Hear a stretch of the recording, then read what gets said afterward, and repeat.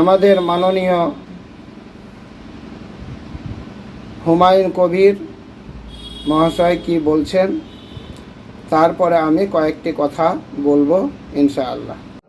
এই দাঁড়িয়েওয়ালা মুসলমানরা, এই মুনাফেকরা, তোরা মমতা ব্যানার্জির সেই প্রতিবাদ করতে পারিস?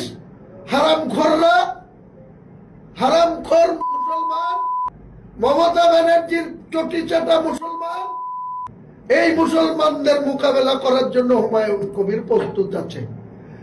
বলে শুক্রবারে জুম্মার লোকরা নামাজ পড়তে যায়, বলে শুক্রবারে মুসলমানরা নামাজ পড়ে, সেখানে একটু একটু এধার ওধার করে, তারা লম্ফঝম্প করে। মুসলমানরা শুক্রবারে লম্ফঝম্প করে, আইন শৃঙ্খলার অবনতি করে। যখন অসীম সরকার বিজেপির এমএলএ কোরআনের অবমাননা করলো, এই মমতা ব্যানার্জি যখন বলছে ও যা উন্নয়ন করেছে কোরআনের পাতা শেষ হয়ে যাবে, তার উন্নয়ন শেষ হবে না। এই দাঁড়িয়েওয়ালা মুসলমানরা, এই মুনাফেকরা, তোরা মমতা ব্যানার্জির সেই প্রতিবাদ করতে পারিস? হারামখোররা, হারামখোর মুসলমান, মমতা ব্যানার্জির চটি চাটা মুসলমান, এই মুসলমানদের মোকাবেলা করার জন্য হুমায়ুন কবির প্রস্তুত আছে। মমতা ব্যানার্জির এত বড় স্পর্ধা, সে কোরআনের সঙ্গে কম্পেয়ার করে নিজের উন্নয়নের। সে বলে যে কোরআনের পাতা শেষ হয়ে যাবে, তাও আমার উন্নয়ন শেষ হবে না, আমার স্কিমের প্রচার শেষ হবে না। এই দাঁড়িয়েওয়ালা হারামখোর মুসলমান, যারা চটি চাটছিস, যারা মমতার পা চাটছিস, তারা কেন প্রতিবাদ করিস না রে? তোরা হারাম খেয়ে তোরা আল্লাহর সাহায্য পাবি? তোদেরকে কবরে শীত পুড়ি, রড পুড়ি ছাকা দেবে।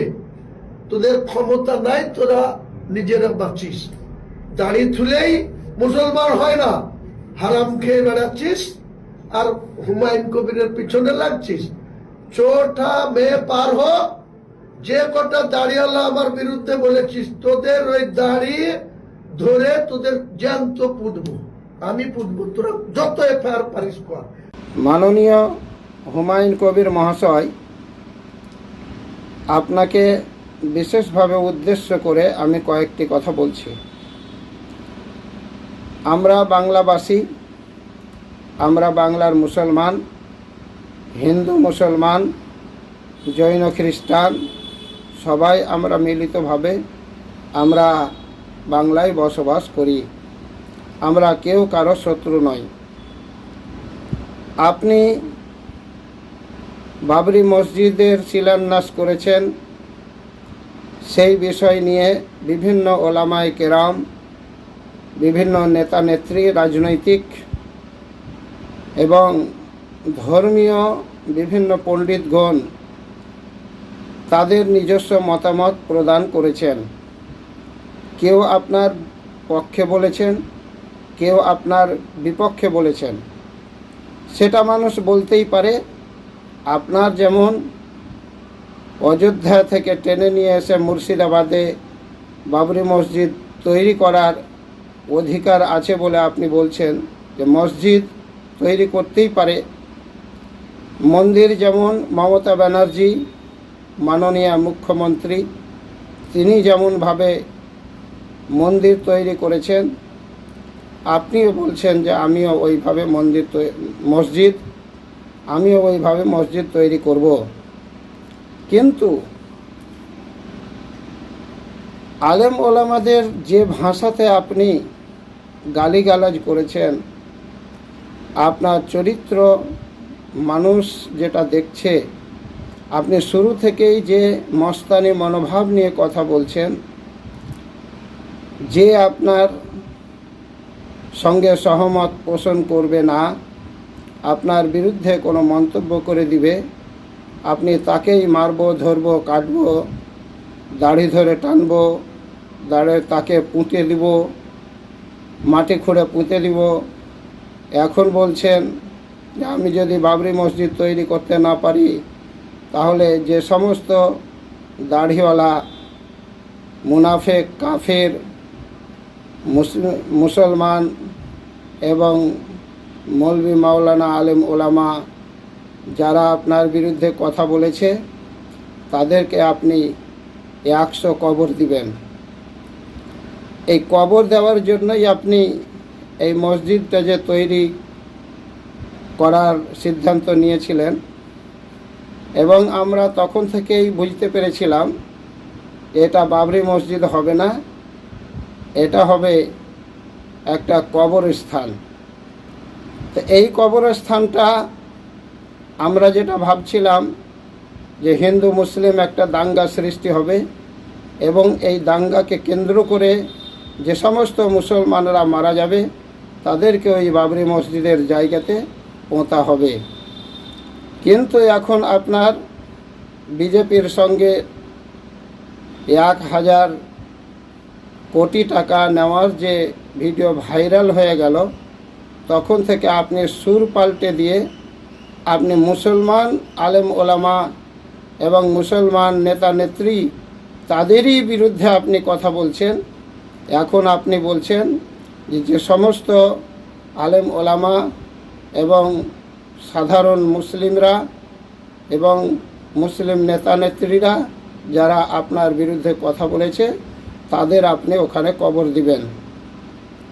শেষ কথা হলো 2026 এপ্রিল মাসে মুর্শিদাবাদ জেলায় যে ভোট হচ্ছে এর রেজাল্ট হবে মে মাসের 4 তারিখ।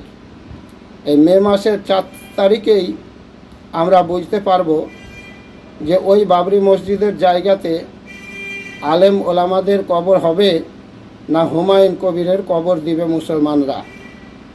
যাদের আপনি লক্ষ কোটি টাকা তুলে নিয়ে আজকে বলছেন 10 কোটি টাকা এখন পর্যন্ত পুজেনি, তাহলে আপনি এতগুলো টাকা যে মুসলমানদের মেরে খেলেন এবং মুসলমানদের টাকাকে আজকে আপনি তসরুপাত করে অস্বীকার করছেন যে মোট এখন 10 কোটি টাকা উঠেছে, আর শিলান্যাসের দিন আপনি দাঁড়িয়ে বলছিলেন 10টা 10:30টার সময় যে অ্যাকাউন্টে আপনারা কেউ টাকা দিবেন না, লিমিট ক্রস করে গেছে।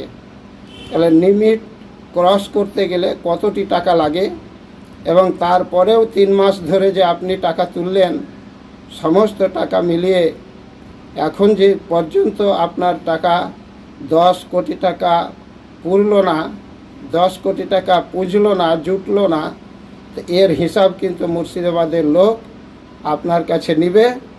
তখন দেখা যাবে যে ওই বাবরি মসজিদের জায়গাতে আলেম ওলামাদের কবর হয় না হুমায়ুন কবিরের কবর হয়।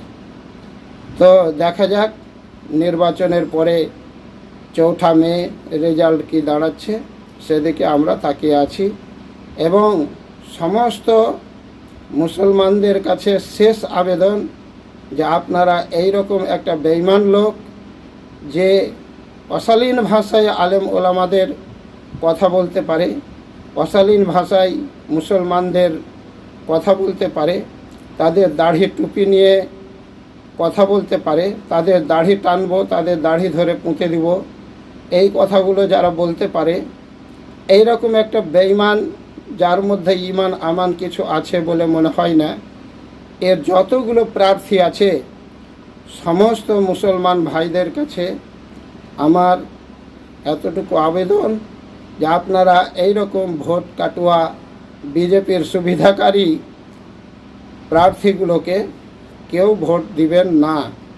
আপনারা তাদেরকে ভোট দেওয়া থেকে বিরত থাকুন।